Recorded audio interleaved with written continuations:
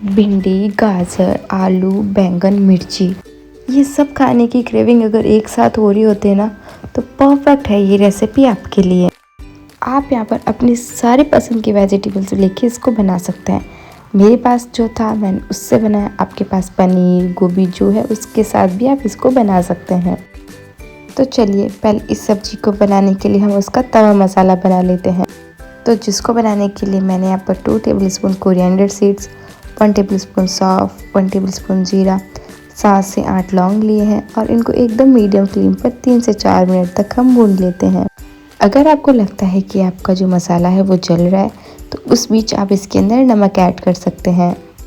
तो चलिए अब इसके अंदर हम half table spoon black pepper add करते हैं और फिर इसे 2 से 3 मिनट तक और भून लेते हैं। जब ये भुन जाएगा ना तो इसमें से एक बहुत ही अच्छी फ्रेगनेंस आना स्टार्ट हो जाएगी। तो यहाँ पर इसको ठंडा कर लेने के बाद हम इसको पीस लेंगे। पीसने के बाद यहाँ पर ये कुछ इस तरीके से दिखेगा। तो हमारा जो तवा मसाला है वो रेडी है। जो मेरे पास फ्रिज में वेजिटेबल्स अवेलेबल थी मैंने यहाँ पर उसी का इस्तेमाल करा है। तो मैंने यहाँ पर कटिंग करे हुए छोटे छोटे अनियन, गाजर, भिंडी जिसको मैंने बीच में से कट लगा लिया और थोड़ी बड़े साइज़ में कटिंग करे हैं आलू और मिर्ची, और साथ ही मेरे पास कुछ बैंगन पड़े थे। तो बैंगन को मैंने यहाँ पर अभी नहीं काटे हैं। तो चलिए अब हम सबसे पहले आलू को फ्राई कर लेते हैं, क्योंकि आलू को फ्राई होने में थोड़ा टाइम लगेगा। हम यहाँ पर इन सब्जियों को ऑयल में डीप फ्राई नहीं करेंगे, बस 2 से 3 बड़े चम्मच लेके ऑयल में हम इसको फ्राई कर लेंगे। अब यहाँ पर हम अपने आलू को ढक्कन लगाकर 3 से 4 मिनट तक कुक करते हैं, जब तक कि इसके ऊपर एक अच्छी ब्राउन लेयर नहीं आ जाती। आलू के ऊपर एक ब्राउन लेयर आने से वो और भी टेस्टी लगते हैं। तो यहाँ पर हमारे आलू है जो फ्राई होकर रेडी हो गए। इसको हम निकालते हैं और अपनी दूसरी वेजिटेबल को फ्राई कर लेते हैं। तो अब यहाँ पर अपनी लंबी लंबी कटिंग करी हुई गाजर भी फ्राई कर लेते हैं। तो आपने देखा जिस ऑयल में मैंने आलू फ्राई करे थे उसी सेम ऑयल में मैं गाजर भी फ्राई कर रही हूँ। गाजर हमारी 2 से 3 मिनट में फ्राई होकर रेडी हो जाएगी और फिर हम अपने बैंगन को फ्राई कर लेंगे। जैसे जैसे हम वेजिटेबल्स को फ्राई करेंगे उसके ऊपर हमारा बनाया हुआ मसाला स्प्रिंकल करेंगे और साथ ही चाट मसाला भी।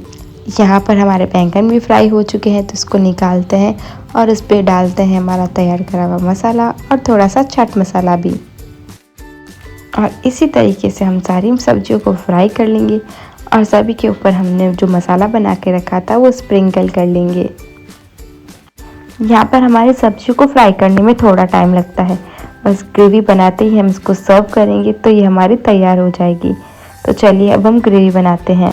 उसी सेम कढ़ाई के अंदर जो बचा हुआ तेल था उसके अंदर मैंने हाफ टेबल स्पून ज़ीरा डाला है, साथ ही 2 तेज पत्ते, क्रश करे हुए अदरक, लहसुन, 1 कटिंग करी हुई हरी मिर्च और 2 मीडियम साइज़ की कटिंग करे हुए प्याज डाला है। प्याज को हमें यहाँ पर ज़्यादा नहीं पकाना है, हम इसे यहाँ पर इसको इतना पकाएंगे कि जब तक हमारे जो प्याज है वो ट्रांसपेरेंट ना हो जाए। तो चलिए अब इसके अंदर हम कुछ सूखे मसाले ऐड करते हैं। जैसे कि मैंने इसके अंदर डाला है हाफ टेबल स्पून हल्दी powder, 1 tablespoon Kashmiri red chilli powder, 1 tablespoon तीखी वाली लाल मिर्ची पाउडर, साथ ही 1 टेबल स्पून धनिया पाउडर। यहाँ पर इन सभी को हम अच्छी तरीके से पकाते हैं और फिर इसके अंदर हम डालते हैं टमाटर की प्यूरी। तो टमाटर की प्यूरी मैंने पहले बना कर रखी थी। मैंने बस इतना किया है कि रफली चॉप करके टमाटर को ग्राइंडर में पीस लिया और मैंने यहाँ पर 4 टमाटर की प्यूरी बनाई है। तो अब हम इसके अंदर टेस्ट के अकॉर्डिंग नमक ऐड कर लेते हैं। तो चलिए अब यहाँ पर हम गैस की फ्लेम को लो करते हैं और इस ग्रेवी को 7 से 8 मिनट तक पकाते हैं। और अब हम इसमें बीच में ऐड करते हैं बटर, जिससे इसका जो टेस्ट है वो बहुत ही अच्छा हो जाएगा। तो अगर आपके पास बटर हो तो इसके अंदर ज़रूर ऐड करें। तो आप यहाँ पर देख सकते हैं कि जो हमारी ग्रेवी है वो रेडी हो गई है। तो चलिए अब इसके अंदर हम डालते हैं थोड़ा सा गरम मसाला, जिससे कि इसका टेस्ट और भी बढ़ जाएगा। गरम मसाले के साथ आप कसूरी मेथी भी ऐड कर सकते हैं। आज मेरे पास थी नहीं तो इसलिए मैंने इसके अंदर ऐड नहीं करी। तो अब मैंने इसके अंदर तैयार करा हुआ जो मसाला है वो 2 टेबल स्पून डाला है। इसको हम 1 से 2 मिनट तक पकाते हैं और फिर जो हमारी सारी सब्जियां और ग्रेवी को एक तवे के ऊपर असेंबल करते हैं। सब्जियों को असेंबल करने के लिए मैंने यहाँ पर कास्ट आयरन का तवा लिया है। उसके अंदर हमने जो सारी वेजिटेबल्स फ्राई करी है वो एक एक करके हम इसके ऊपर रखेंगे। भिंडी, गाजर, आलू, गोभी, मिर्ची, पनीर, टमाटर, आपको जो वेजिटेबल्स पसंद हो आप वो इसमें इस्तेमाल कर सकते हैं। जो ये ग्रेवी बनाई है ना वो सबके साथ बहुत ही परफेक्ट जाती है। पर्सनली मुझे ये आलू और प्याज में बहुत ज़्यादा अच्छी लगती है।